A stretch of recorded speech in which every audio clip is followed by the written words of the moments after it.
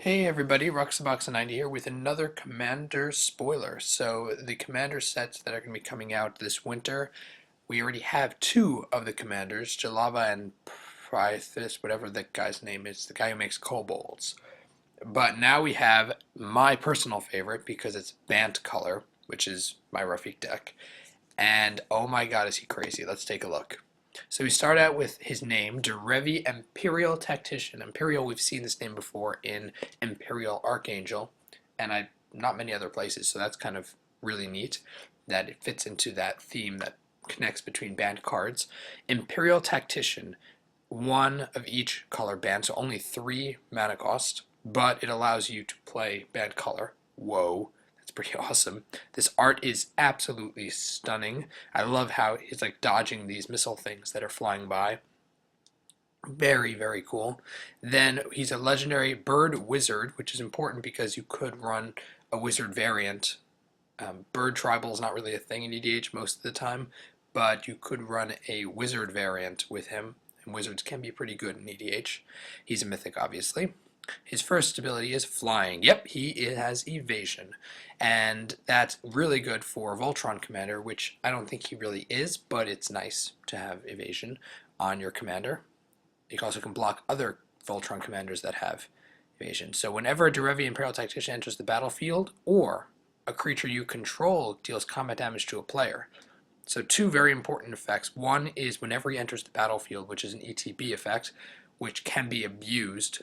Part of the reason why he's already looking fantastic, we don't even know what he does. Or a creature you control deals combat damage to a player. Happens quite a lot in multiplayer EDH. So what happens? You may tap or untap target permanent. Yep, that's it. Period. Wow. It's any permanent, guys. That's pretty almost ridiculous. Because it's whenever he ETBs, which isn't hard to do. You just bounce him out of play, comes back into play, bounce him out of play, comes back into play.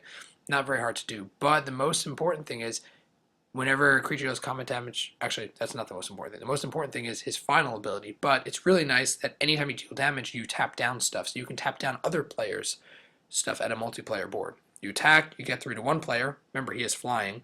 Get through to one player, tap down other stuff that your other opponent controls. Very, very cool. And his final ability is one of each and one, Rafik's mana cost. Put Derevi onto the battlefield from the command zone. And he's a 2/3.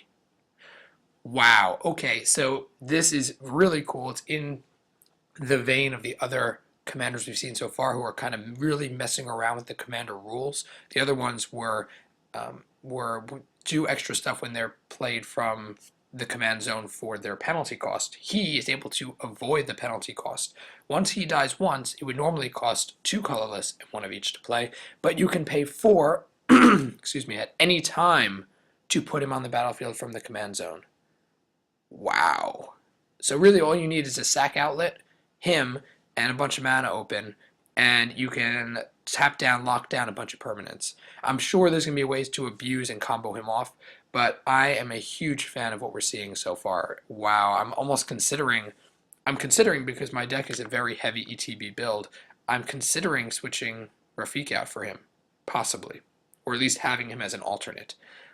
Whoa, I am very, very pleased with this guy. He's a great utility commander.